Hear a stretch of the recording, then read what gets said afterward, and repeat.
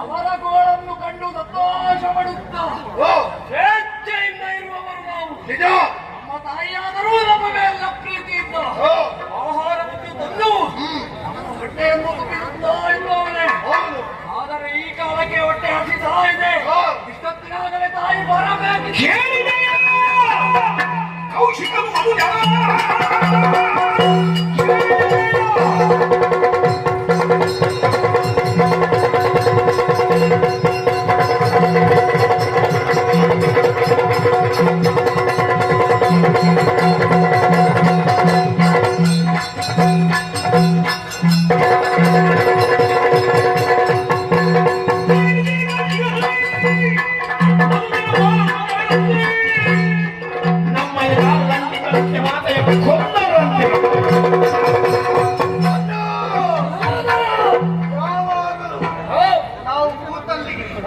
ನಮ್ಮ ಅಮ್ಮ ಆಹಾರವನ್ನು ತಂದುಕೊಡ್ತಿದ್ರು. ನಮಗೆ ಮಾಡಲು ಬೇರೆ ಕೆಲಸವೇ ಇಲ್ಲ.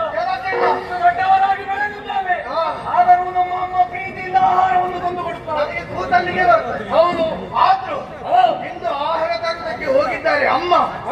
ಇನ್ನು ಬರ್ಲಿಲ್ಲ. ಯಾಕೆ ಗೊತ್ತಿಲ್ಲ. ಯಾಕೆ ನಮ್ಮ ಈ ವನದಲ್ಲಿ ಆ ಸನ್ಯಾಸಿಗಳ ಜೊತೆ ಯಾರೋ ಇರುವರು ಬಾಲಕರು ಬಂದದ್ದು. ಹಣಮಾನವರು. ಹೌದು.